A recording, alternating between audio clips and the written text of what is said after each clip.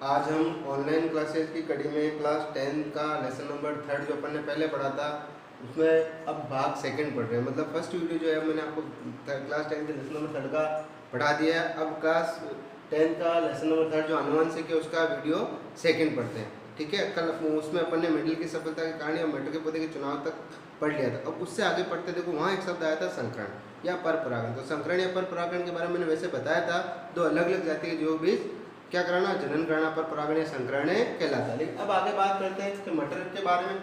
देखो, तो आपको पता है मटर के पुष्प जो होता है वो उभयलिंगी या द्विलिंगी होता है ना। तो उभयलिंगी या द्विलिंगी पुष्प में आपको पता है पर परागण कराना पड़ेगा, तो उसके लिए दो विधियां काम में लेनी पड़ेगी, तब जाके संकरण या पर परागण होगा। तो देखो बात करते हैं, तो संकरण के लिए मटर के पुष्प में एक तो क्या करना पड़ेगा, विपुंसन। क्या करना पड़ेगा, विपुंसन। विपुंसन को एमास्कुलेशन भी कहा जाता है। और थैलीकरण करना पड़ेगा। क्या करना पड़ेगा, थैलीकरण, जिसे बैगिंग भी कहा जाता है। क्वेश्चन होता है सर बैगिंग या थैलीकरण क्या है या विपुंसन क्या है। देखो विपुंसन के बारे में बता देता हूँ और थैलीकरण के बारे में बता देता हूँ। तो विपुंसन का मतलब होता है जो कोई भी उभयलिंगी पुष्प होता है, वैसे आपको पता है क्लास 9 में हमने पढ़ा, वो पुष्प के 4 भाग होते हैं, बाह्यदलपुंज, दलपुंज, पुमंग और जायंग। जिसमें पुमंग जो होता है नर जनन चक्र होता है और जायंग जो होता है वो मादा जनन चक्र होता है। जिसमें पुमंग से पुंकेसर या परागकोश को काट कर हटा देते हैं ना, उसे विपुंसन कहा जाता। मतलब उभयलिंगी पुष्प से पर परागण कराने के लिए उसके नर जननांग को हटा देना, जिससे उस पुष्प पर उसके मादा जननांग पर दूसरे पुष्प के परागकणों को स्थानांतरित किया जा सके, उस प्रक्रिया कहते हैं क्या, विपुंसन। याद है आपको 9th क्लास में पुष्प के 4 भाग होते हैं, आपको याद हो तो उसमें से नर जननांग को हटा देंगे तो उसके युग्मक नर युग्मक भी हट जाएंगे। तो जब नर युग्मक हट जाएंगे तो उस पर दूसरे पुष्प के परागकण लाकर छिड़क देंगे, उसे कहते हैं विपुंसन। ठीक है, फिर दूसरा है थैलीकरण या बैगिंग। थैलीकरण या बैगिंग में क्या होता है, उसका जो मादा जननांग पुष्प होता है ना, जिस पुष्प से आपने क्या किया है, पुंकेसर को हटाया, मतलब परागकोश को हटाया, उस विपुंसन कराया, उसके मादा जननांग के वर्तिका मतलब ऊपर वाले भाग को आवृत कर देते हैं, थैली से बांध देते हैं।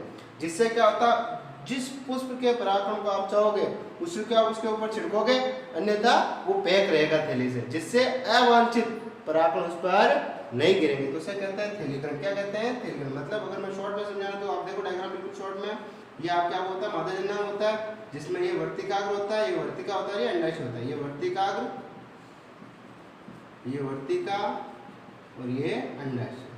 ठीक है, तो इस पर परागकण आकर गिरते हैं, उसे कहते हैं परागण। क्या कहते हैं, परागण। तो अगर आप इस मादा जननांग को आवृत कर दोगे, थैली से बांध दोगे, तो अब आपकी इच्छा से अगर आप इस थैली को हटाओगे तो आपकी इच्छा से आप परागकण डालोगे, जो पर परागण कराने के लिए, संकरण कराने के लिए, और वापस क्या कर दोगे, पैक कर दोगे।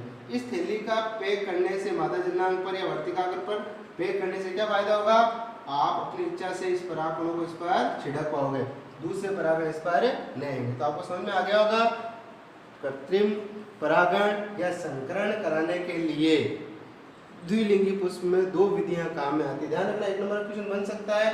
एक का नाम है विपुंसन और एक का नाम क्या है, थैलीकरण या बैगिंग। आगे सुनने, अब आगे चलते हैं। हाँ, अब अपन पढ़ रहे थे, मैंने बताया था आपको कि मेंडल ने मटर के पौधे का चुनाव इसलिए किया था कि उसमें प्रत्येक लक्षण कितने, 2 विपर्यासी रूप थे। तो मेंडल ने मटर के पौधे में 34 विपर्यासी लक्षण देखे थे, जिसमें से 22 का चुनाव किया था। याद रखना, कभी अभी तो 10th में काम नहीं आएगा, वैसे कंपटीशन में काम आएगा। जनरल साइंस कंपटीशन वाले भी आनुवंशिक वाला टॉपिक है, वो भी इस लेसन टॉपिक को देख सकते हैं, समझ सकते हैं आनुवंशिक में। तो देखो मेंडल ने 34 विपर्यासी लक्षणों को देखा था मटर के पौधे में, जिसमें से 22 का चुनाव किया था, और उसमें 7 लक्षणों पर, कितने लक्षणों पर, 7 लक्षणों पर संकरण प्रयोग किए थे। तो अपन पढ़ते हैं वो 7 लक्षण कौन कौन से। 10th वाले बच्चों को अपने ये ध्यान रखना कि 7 जोड़ी विपर्यासी लक्षणों पर संकरण प्रयोग किए थे। तो कौन कौन से देखें आप आराम से देखो। तो सबसे पहला लक्षण जो है वो है पादप की ऊंचाई। ठीक है, तो मटर के पुष्प पौधे में 2 प्रकार के पौधे पाए जाते हैं मटर की जाति। एक तो है लंबा पौधा और एक बूना पौधा। देखो फिर मैंने एक चीज लक्षण लिखी, यहाँ पे एक शब्द लिखा प्रभावी और अप्रभावी। बात करेंगे अपन इससे आगे वाले टॉपिक में, प्रभावी क्या होता है और अप्रभावी क्या होता है। वैसे जो अपने आप को प्रदर्शित कर दे वो प्रभावी, जो नहीं कर पाए वो अप्रभावी। अब आपका क्वेश्चन है कैसे प्रदर्शित होना, कैसे नहीं होना, वो जस्ट इससे आगे वाले पॉइंट पे चलने वाले है ना। फिर भी आपको थोड़ा सा ध्यान रखे। देखो तो देखो पहला लक्षण है पादप की ऊंचाई। ठीक है, जिसमें प्रभावी कौन सा है, लंबा, अप्रभावी कौन सा है, दोनों। मैं बताऊंगा इससे आगे वाले टॉपिक में जस्ट। तो देखो और प्रभावी लंबे को इंग्लिश में क्या कहते हैं, टॉल कहते हैं। तो इसके जीन को, किसको, जीन को प्रदर्शित करने के लिए लंबे को टॉल कहते हैं, तो जीन के लिए क्या लिख दिया, कैपिटल टी लिख दिया। अब जो इसका प्रभावी कैपिटल टी है ना, तो अप्रभावी को उसी लेटर जो प्रभावी के लिए लिया उसी के स्मॉल में लिखते हैं। किस में लिखते हैं, स्मॉल, मतलब छोटी बस्ती में लिखा जाता है। तो लंबे को टॉल कहते हैं, तो बने को क्या कह देंगे, कैपिटल टी ले लिया, तो बने के लिए क्या ले लेंगे, स्मॉल टी। अभी मैं बताऊंगा आपको और विस्तार से। पहला लक्षण समझ में आया, मटर के पौधे का पहला लक्षण है पादप की ऊंचाई, जिसमें लंबा प्रभावी और घुना अप्रभावी। अब लंबे को इंग्लिश में टॉल कहते हैं, तो टॉल के लिए जीन ले लिया टी, प्रदर्शित करने के लिए वे लंबा नहीं लिखे टी लिख सकते हैं। अब इसका जो अप्रभावी लक्षण है उसको घोने को वैसे ड्रॉप कहते हैं, लेकिन घोना नहीं ड्रॉप डी नहीं लेकर जब प्रभावी के लिए जो बड़ा लेटर लिया ना उसका स्मॉल लेटर ले लिया जाता है। तो लंबे के लिए कैपिटल टी, तो घोने के लिए स्मॉल टी। कंप्लीट है। फिर बात करते हैं पुष्प की स्थिति। क्या, पुष्प की स्थिति। उसमें देखो पुष्प पादप के कौन से भाग पे लगाओ, पर्ण के कक्ष में लगाओ, जैसे मान लो ये कोई पर्ण है, ठीक है, पत्ती इसके यहाँ पर लगाओ तो इसे बोलते हैं कक्षीय। क्या बोलते हैं, कक्षीय। और अगर पुष्प या शाखा के शीर्ष भाग पर लगाओ तो उसे बोलते हैं अंतस्थ या शीर्षस्थ या अग्रस्थ। क्या बोलते हैं, अंतस्थ, शीर्षस्थ या अग्रस्थ। तो देखो यहाँ पे समझना है, तो ये पुष्प कक्ष में लगा, पत्ती के कक्ष में लगा, जिसे क्या कहते हैं, कक्षीय। इंग्लिश में कहते हैं एक्साइल। क्या बोलते हैं, एक्साइल। तो इसलिए इसके लिए वर्ड क्या आ गया, जीन का नाम क्या आ गया, कैपिटल ए। फिर दूसरा अप्रभावी क्या है, अंतस्थ, है ना, अंतस्थ को टर्मिनल बोलते हैं। क्या बोलते हैं, टर्मिनल। लेकिन अब कक्ष के लिए कैपिटल ए आ गया, तो इसके जीन का नाम क्या आएगा, स्मॉल ए। आई बात समझ में, देखो कंप्लीट है। कक्ष मतलब पत्ती के कक्ष में लगता है, ये पर्ण या पर्ण पत्ती के कक्ष में लगता है, इसलिए इसकी स्थिति क्या कहते हैं, कक्षीय। तो ये प्रभावी है। और अंतस्थ मतलब शीर्ष भाग में लगता है शाखा के, उसे कहते हैं अंतस्थ। कंप्लीट है ना, ठीक है। फिर आगे चलते हैं अपन। फिर परिपक्व फली की आकृति, परिपक्व फली की आकृति मतलब फली किस आकार की है। तो देखो ये इस प्रकार से अगर सीधी फली हो, फूली हुई हो, तो इसे कहते हैं इन्फ्लेटेड। क्या कहते हैं, इन्फ्लेटेड। इन्फ्लेटेड इंग्लिश में फर्स्ट वर्ड क्या होता है, आई होता है, तो इसके लिए कैपिटल आई हो गया। फिर सिकुड़ी हुई, तो सिकुड़ी हुई इस प्रकार से, मटर की कई फलियां इस प्रकार सिकुड़ी हुई होती है, उनके अंदर बीज लगे होते हैं इस प्रकार, जहाँ पर बीज है वहाँ पर थोड़ी बहुत सिकुड़ी हुई होती है, तो इसे कहते हैं सिकुड़ी हुई। अब लेकिन फूली हुई के लिए इन्फ्लेटेड होता है वर्ड, तो कैपिटल आई फर्स्ट वर्ड ले लिया, तो सिकुड़ी हुई के लिए क्या आ जाएगा, स्मॉल आई है। कंप्लीट है। फिर जो होता है अपरिपक्व फली का रंग मतलब कच्ची फली का रंग। उसमें देखो कच्ची फली में जो फली होती है उसका रंग क्या होता है, हरा प्रभावी होता है और पीला अप्रभावी होता है। हरे को इंग्लिश में क्या कहते हैं, ग्रीन कहते हैं, इसके जीन का नाम क्या हो गया, कैपिटल जी। और पीले को वैसे तो क्या कहते हैं, येलो कहते हैं, लेकिन हरे के लिए कैपिटल जी लिया, तो पीले के लिए क्या ले लेंगे अपन नाम, स्मॉल जी, क्योंकि जो प्रभावी है वो प्रभावी जीन का जो प्रभावी लक्षण के जीन का जो वर्ड लेते हैं ना उसी को स्मॉल लेटर में प्रेजेंट किया जाता है, किसके लिए, अप्रभावी जीन के। तो चार लक्षण समझ में आ गए आपके, पादप की ऊंचाई, लंबा प्रभावी, घुना है प्रभावी, पुष्प की स्थिति, कक्षीय और अंतस्थ, परिपक्व फली का रंग फूली हुई और सिकुड़ी हुई, अपरिपक्व फली का रंग हरा और पीला। कंप्लीट है। आगे चलते हैं। हाँ, अब बात करते हैं, देखो चार लक्षण हो गए, पांचों लक्षण की बात करते हैं। तो पांचों लक्षण है पुष्प का रंग, ठीक है, जिसमें बैंगनी रंग के पुष्प प्रभावी लक्षण है और सफेद रंग के पुष्प अप्रभावी रंग है, ठीक है। अब आपको पता है बैंगनी इंग्लिश में वॉयलेट कहते हैं, तो बैंगनी रंग के पुष्प के लिए जिनका नाम क्या हो गया, कैपिटल वी, ठीक है। अब अप्रभावी नामों को पता पहले बता दिया, जो प्रभावी का जिनका नाम होगा बड़ी विषय उसी को स्मॉल लेटर में प्रेजेंट किया जाएगा, प्रदर्शित किया जाएगा। तो सफेद के लिए क्या हो गया, स्मॉल वी, ठीक है।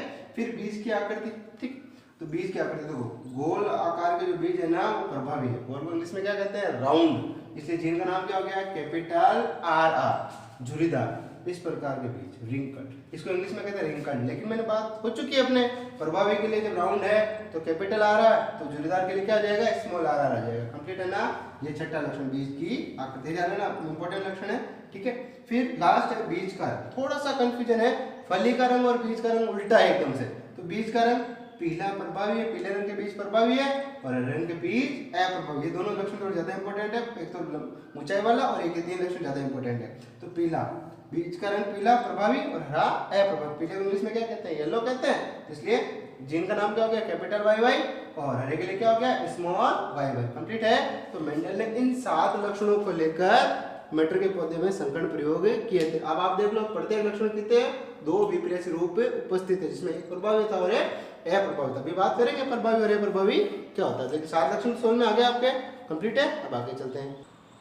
अब अपन देखो इस लेसन को मेन स्टार्ट करते हैं, जहाँ से क्वेश्चन पुटअप हो सकते हैं। देखो वैसे क्वेश्चन वहाँ से भी 2 नंबर पुटअप हो सकता है, लेकिन आगे यहाँ से क्वेश्चन बनने की संभावना।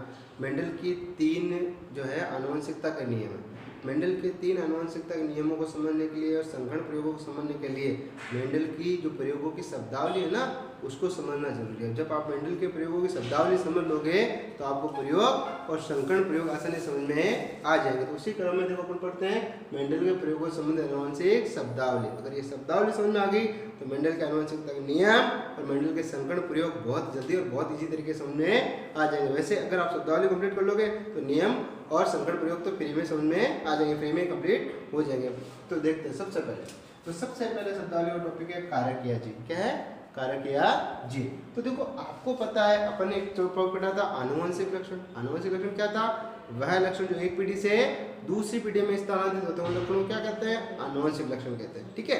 अब मेंडल ने कहा कि लक्षण है ना वो एक पीढ़ी से दूसरी पीढ़ी में नहीं जाते, इन लक्षणों को कंट्रोल करने वाला पदार्थ, यानी मेंडल ने कहा कि प्रत्येक लक्षण को कंट्रोल करने के लिए, नियंत्रित करने के लिए कोई ना कोई पदार्थ होता है और ये पदार्थ ही एक पीढ़ी से दूसरी पीढ़ी में स्थानांतरित होता है। तो मेंडल के अनुसार वह पदार्थ जो लक्षण का निर्धारण या नियंत्रण करता है तथा एक पीढ़ी से दूसरी पीढ़ी में जाता है उसे मेंडल ने क्या नाम दिया? कारक या फैक्टर नाम दिया। आगे सुन में आपके। अब आज हम जानते हैं कारक क्या है, उसी थोड़े समय बाद उसमें उसे जॉनसन ने, किसने? जॉनसन ने इस कारक को क्या नाम दिया? जीन नाम दिया। क्या नाम दिया? जीन। ये वेरी मोस्ट पॉइंट है, कई बार कई कंपटीशन में पूछा जाता है, याद रख लें आप, आपके कहीं ना कहीं काम आएगा। सजीवों में प्रत्येक लक्षण का नियंत्रण या निर्धारण करने के लिए आनुवंशिक पदार्थ होता है जो डीएनए आरएनए होता है। डीएनए आरएनए में पाए जाने वाला जो पदार्थ है उसे जीन या कारक कहा जाता है। तो मेंडल ने तो इसे कारक कहा और जॉनसन ने इसे क्या नाम दिया? जीन नाम दिया। अर्थात सजीवों में, पौधे या सजीव पर एक ही बात है, सजीवों में कोई भी सजीव प्रत्येक लक्षण का नियंत्रण किसके द्वारा होता है? जीन के द्वारा होता है। कंप्लीट है ना? ये पहला पॉइंट कंप्लीट है। फिर दूसरे पॉइंट पे चलते हैं, युग्म विकल्पी एलील्स क्या होते हैं समझो आप आराम से। देखो अभी बात परिभाषा में चलते हैं। जिस प्रकार प्रत्येक लक्षण के दो रूप होते हैं, आपको पता है प्रत्येक लक्षण मेंडल के अकॉर्डिंग चल रहा है, कैसे भी चल रहा है, प्रत्येक लक्षण के दो रूप होते हैं तो उनको कंट्रोल करने वाले जीन के भी दो रूप होते हैं। ठीक है ना? उन्हें विकल्पी कहते हैं। क्या कहते हैं? विकल्पी। और ये जो जीन के विकल्पी है ना हमेशा जोड़े में पाए जाते हैं। किसमें पाए जाते हैं? जोड़े में। जोड़े को हिंदी में क्या कहते हैं? युग्म। इसलिए इसका नाम क्या हो गया? युग्म विकल्पी। यानी लक्षणों को नियंत्रित करने वाला जीन होता है। सामान्यतः प्रत्येक जीन के दो रूप होते हैं, एक प्रभावी और एक अप्रभावी। उसी प्रकार उसको नियंत्रित करने वाले जीन के भी दो रूप होते हैं जिन्हें क्या कहते हैं? विकल्पी कहते हैं। विकल्पी में से किसमें होता है? जोड़े में होता है, जिन्हें क्या कहते हैं? युग्म विकल्पी। जैसे लंबे के लिए कैपिटल टी है ना, लंबे के लिए दो विकल्प हो गए ना, एक विकल्पी है और एक ये हमेशा जोड़े में होते हैं, इसलिए इसने क्या कहते हैं? युग्म विकल्प। लंबे के लिए कैपिटल टी और गोल के लिए आर कितने विकल्पी है? दो विकल्प। ध्यान रख लेना, एक लक्षण को कंट्रोल करने के लिए, नियंत्रित करने के लिए जीन के दो विकल्प हमेशा साथ रहते हैं। ठीक है ना?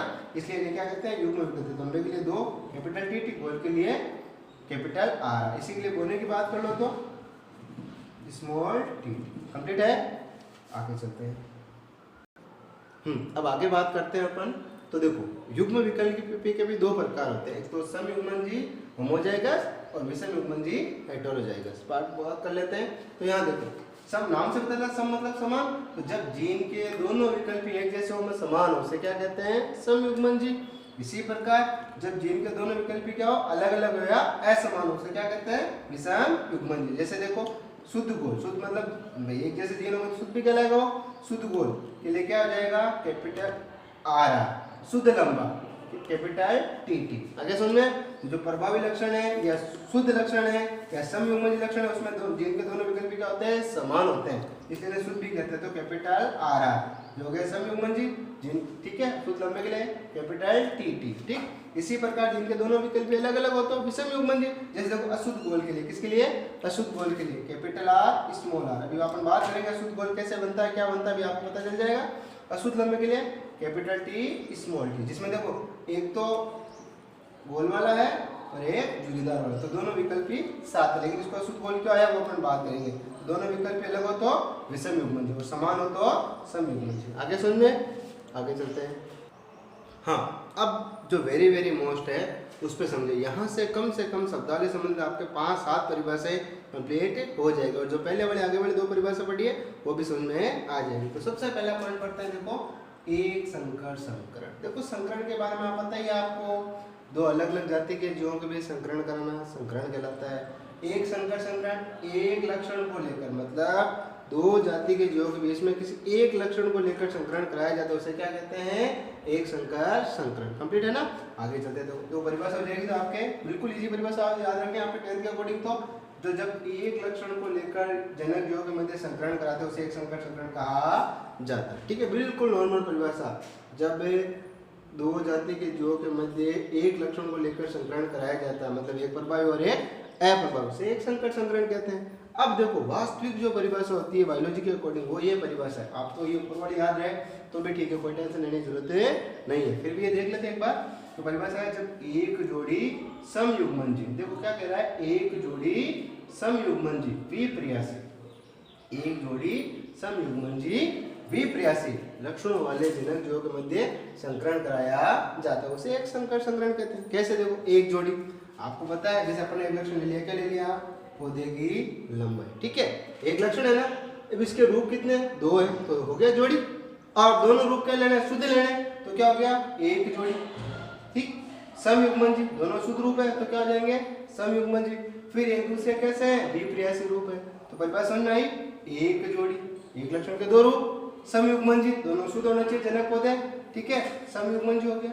विप्रयासी ये कैसे रूप है? मेंडल के पौधे के विप्रयासी रूप है। एक जोड़ी समयुग्मन जीव विप्रयासी लक्षणों के मध्य वाले जनक जीवों में संकरण करना एक संकर संकरण कहलाता है। कंप्लीट है ना? अब देखो, जैसे मान लो आप इसको मान लो ना, ठीक है, इसको मान लो आप मान, ठीक है। अब देखो नर में क्या बनेगा? पुंकेसर रहेगा, नर जना पुंकेसर, और मादा में क्या रहेगी? मादा जना स्त्री केसरिया। ठीक है, अब आप होता है इसके अंदर बीजांड होगा और इसके अंदर क्या बनेगी? अंड कोशिका। क्या बनेगी? अंड कोशिका। ठीक है, मादा युग्मक, तो इसमें क्या बनेगा? पराग कण, जो क्या होगा? नर युग्मक होगा। ठीक है, ये नर युग्मक भी, से तो आपके 10th क्लास के अकॉर्डिंग तो आप नर युग्मक मान लो, ऐसे इसको नर युग्मक भी, ठीक है ना, इससे नर युग्मक भी बनता है, फिर नर युग्मक बनता है, बड़ी राम लेकिन आप तो 10th के अकॉर्डिंग इसको मान लो नर युग्मक। ठीक है, तो ये नर जना और ये मादा जना, मतलब शुद्ध लंबे पौधे के पुष्प से आपने पुंकेसर लिए, उसके क्या ले लिए? परागकण। शुद्ध होने पौधे का स्त्री केसर लिया, क्या लिया? स्त्री केसर, मतलब ये नर और ये मादा। कंप्लीट है। अब आप वेरी मोस्ट एक ध्यान रखना, 9th क्लास में वैसे था आपके कि हमेशा जब लैंगिक जनन होता है ना तो उसमें नर युग्मक और मादा युग्मक बनते हैं, जिनमें गुणसूत्र आद्य होते हैं तो जीन भी आद्य होते हैं। तो नर युग्मक और मादा युग्मक बनाने के हमेशा क्या होता है? अर्धसूत्री विभाजन। और जब नर युग्मक परागकण बनेगा और मादा युग्मक अंड कोशिका बनेगी तो उसके लिए क्या होगा? इसके नर जना मादा जना में अर्धसूत्री विभाजन होगा। तो अर्धसूत्री विभाजन होगा तो आपके ये जीन है ना आधा हो जाएगा, मतलब दोनों विकल्प क्या जाएंगे? अलग अलग हो जाएंगे। तो ये बन गए आपके परागकण और ये बन गए आपके क्या? अंड कोशिका। मतलब परागकण जो आपके लैंगिक जनन होता है उसमें जीन आधे आधे हो जाते हैं, विकल्प अलग अलग हो जाते हैं। कंप्लीट है ना? किसके द्वारा? अर्धसूत्री विभाजन के द्वारा। ठीक है ना? तो शुद्ध लंबे के दोनों विकल्प अलग हो गए, एक परागकण में एक विकल्प चला गया, इसी प्रकार एक अंड कोशिका में भी एक विकल्प चला गया। ये बन गए नर युग्मक परागकण और ये बन गए मादा युग्मक अंड कोशिका। देखो एक भी क्लियर कर देता हूँ, परागकण को नर युग्मक नहीं कहते हैं, लेकिन अकॉर्डिंग टू 10th क्लास के अकॉर्डिंग इसको मैंने नर युग्मक माना है, जिससे बच्चे आप आराम से समझ सको। ठीक है, आगे चलते हैं। अब देखो, अब इसका क्रॉस कराना, भाई ये परागकण इस अंड कोशिका में जुड़ सकता है और इस अंड कोशिका से भी जुड़ सकता है, ये परागकण इस अंड कोशिका में जुड़ सकता है और इससे भी जुड़ सकता है। तो देखो क्रॉस का तरीका समझिए, क्रॉस का तरीका आपको बहुत काम आएगा। तो देखो इसका क्रॉस का तरीका, इसको ए मानो, इसको बी मानो, इसको सी मानो, इसको डी। जैसे क्रॉस कैसे कराते हैं, देखो ए प्लस बी कोष्टक सी प्लस डी। ठीक है, तो देखो ये अब होता है कोष्टक के बाहर किस चीज का सिंबल है, इसका मतलब क्या है? गुणा का चिन्ह है। तो गुणा करने का तरीका आता है ना, क्या होगा? ए एक बार तो सी से गुणा होगा और एक बार डी से गुणा, तो हो जाएगा ए सी प्लस ए डी। ठीक है, इसी प्रकार एक बार बी किससे? सी से गुणा होगा, एक बार डी से, तो क्या जाएगा? B C plus B D. इसी प्रकार इसको ए मानो, इसको बी मानो, इसको सी मानो और इसको डी मानो। इसको क्रॉस कराते देखो, यहाँ पर ले आओ कैपिटल टी स्मॉल टी, इसको क्रॉस कराते हैं, यहाँ पर ले आओ कैपिटल टी स्मॉल टी। इसका क्रॉस कंप्लीट है का। इसी प्रकार इसका क्रॉस कराते हैं, यहाँ पर कैपिटल टी स्मॉल टी, इसका क्रॉस कराते हैं, यहाँ पर कैपिटल टी स्मॉल टी। देखो वापिस समझ लो आराम से, इसको इससे क्रॉस कराते हैं, आगे यहाँ पर। ठीक है, इसको इससे क्रॉस कराते हैं, आगे यहाँ पर। ठीक है, ये इसका क्रॉस कंप्लीट, फिर इसका इससे कराया यहाँ पर, इसका इससे कराया यहाँ पर। ठीक है, अब देखो आगे चलते हैं। ये जो शुद्ध जनकों में संकरण कराते हैं ना, इसके बाद जो पौधे या संतानें प्राप्त होती है उनको एक स्पेशल नाम से जानते हैं, उन्हें कहते हैं F1PD। क्या कहते हैं? F1PD। तो देखो आपको यहाँ 2-3 चीज़ें तो वैसे ही कंप्लीट हो गई कि प्रत्येक लक्षण का निर्धारण करने के लिए कारक या जीन होता है। ठीक है, ये कारक या जीन का सिंबल है या प्रतीक है, पहली बात। फिर मैंने दूसरा आपको बताया था प्रत्येक जीन के 2 रूप होते हैं जो जोड़े में होते हैं, जिन्हें क्या कहते हैं? युग्म विकल्पी कहते हैं। वो भी आपके सामने है, देखो ये दोनों विकल्पी, ये दोनों युग्म विकल्पी जोड़े में। फिर मैंने एक चीज़ और बताई थी, दोनों विकल्पी अगर एक जैसे हो तो समयुग्मन जी, अलग अलग हो तो विषम युग्मन जी। आपके सामने आ गए, शुद्ध लंबा हो तो समयुग्मन जी कैपिटल टी, और ये देखो कैपिटल टी स्मॉल टी, ये विषम युग्मन जी। क्या है? विषम युग्मन। अब यहाँ पर इनको देखो कहते हैं F1PD। देखो कारक या जीन समझ में आ गया, फिर युग्म विकल्पी समझ में आ गया, समयुग्मन जी और विषम युग्मन, ये 3 परिभाषा समझ में आ गई। फिर एक संकरण आ गया, एक लक्षण को लेकर संकरण करना, कितनी परिभाषा हो गई? 4। अब आगे बात करते हैं F1PD। अगर जनक शुद्ध हो, जनक क्या हो? शुद्ध हो, तो शुद्ध जनकों में संकरण कराते हैं या समयुग्मन जनकों में संकरण कराते हैं, उससे जो संतानें प्राप्त होती है, शुद्ध जनकों में संकरण कराने से जो संतानें प्राप्त होती है, उस पीढ़ी को कौन सी पीढ़ी कहते हैं? F1PD। यह एक और नाम है, प्रथम संतानीय पीढ़ी। क्या नाम है? प्रथम संतानीय पीढ़ी। और प्रथम संतानीय पीढ़ी में जो संतान है, ये कैसी है? देखो आराम समझो, ये सब के सब जो पौधे हैं ना, वो कैसे हैं? अशुद्ध लंबे हैं। कैसे हैं? अशुद्ध लंबे। अब आपका दिमाग का देखो फ्यूज उड़ेगा, क्वेश्चन आता है कि सर अशुद्ध लंबे क्यों?